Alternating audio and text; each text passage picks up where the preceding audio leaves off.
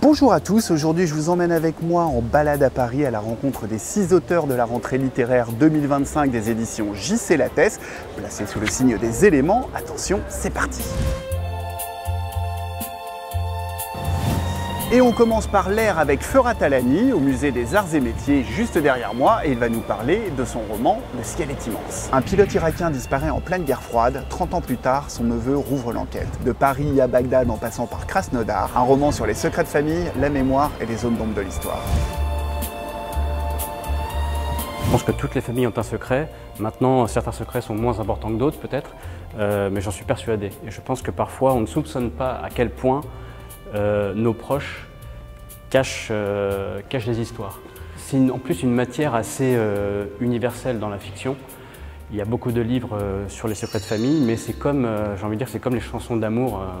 Elles sont toutes singulières et je pense que toutes les histoires de secrets de famille méritent d'être racontées. Et on enchaîne avec Le Feu et Blaise Zala qui va nous parler de l'équation avant la nuit. Tout commence avec une photo. Que faisait le père de Béatrice aux côtés d'Hitler et Heisenberg? Une enquête haletante sur un pan méconnu de la Seconde Guerre mondiale qui mêle secret de famille, uranium congolais et course à la bombe nucléaire. Un roman vertigineux sur l'histoire, la mémoire et la trahison. Bonjour. Bonjour. Enchanté. Ici, Hitler avait eu la bombe avant Truman. Qu'est-ce qui serait arrivé? Parce que de toute façon, les équipes allemandes, ils avaient de l'avance, ils étaient les meilleurs. Ils auraient pu avoir la bombe. Et alors, moi, ça m'a toujours obsédé, parce que je suis très intéressé par l'histoire et la géopolitique. Je me suis toujours demandé, et s'ils l'avaient eu? Mais en fait, pourquoi ils ne l'ont pas eu? Alors, j'ai voulu faire se dialoguer cet intérêt de l'échec du programme mené par Heisenberg, qui était très brillant, et la ressource première qui devait permettre la construction de cette bombe. Alors, en essayant de croiser ces deux éléments, j'ai créé le personnage, donc Don Savon, qui est le bras droit de Heisenberg, qui détient la raison de l'échec. Pourquoi les Allemands n'ont pas la bombe? Il détient la raison. Continuons avec la Terre, à la Grande Mosquée de Paris, avec Marie Semelin qui va nous parler de son roman Les Certitudes.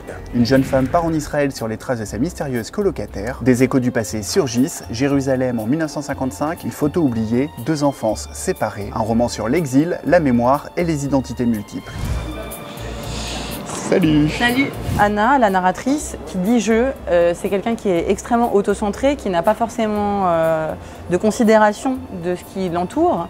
Elle considère que sa vie est mi-sympa, mi-pourrie, donc elle n'est pas forcément très heureuse de cette situation. Et en fait, plus le texte avance, plus elle découvre l'autre avec un grand A, et plus elle arrive à prendre de la distance avec elle-même. Et il y a les histoires des gens dans leur foyer, qui sont en fait beaucoup plus complexes et beaucoup plus fines que ces histoires qui sont devenues assez monolithiques, c'est passé ci, après c'est passé ça, et en voici les monuments. Et en construisant une intrigue romanesque autour d'un secret de famille, c'était aussi une manière d'approcher ça.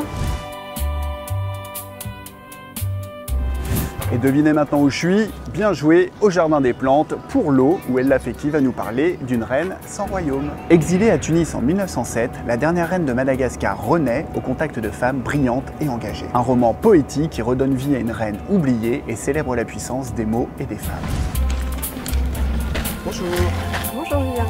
Alors celle-là, cette image est incroyable. Donc là, on est en 1907. C'est la fin, c'est ce qui l'attend au bout de son voyage à Tunis, puisqu'elle ira à l'exposition coloniale pour le pavillon de Madagascar. Elle est invitée par le président de la République et elle rencontrera ce vieux musicien qui était son musicien au palais de Tananarive. Donc elle le retrouve des années plus tard. Il lui parlera en malgache et surtout il lui dira Sa Majesté Ranavalona III. Et donc cette reine sans royaume redevient un instant la reine de Madagascar.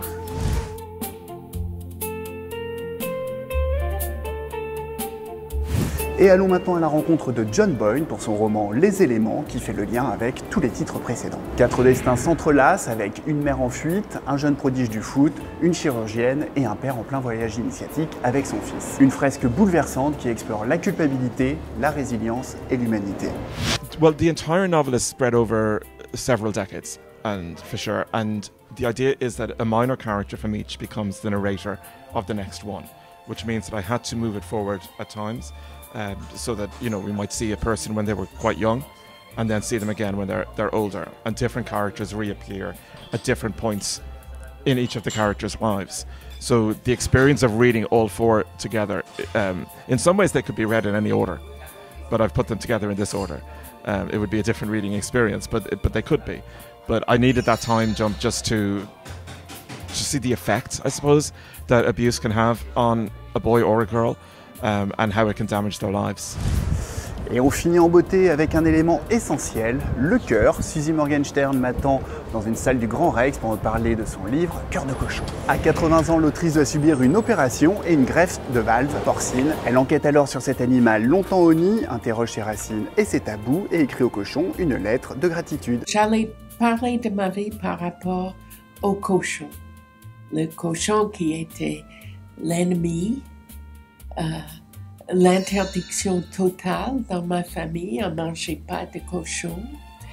Et pourquoi j'ai choisi le cochon, c'est parce que cet ennemi est devenu un ami qui m'a sauvé la vie. Parce que moi-même, j'ai un cœur de cochon. J'ai été opérée il y a 2 ans. Oui. Et oui, il y a un cochon à moi.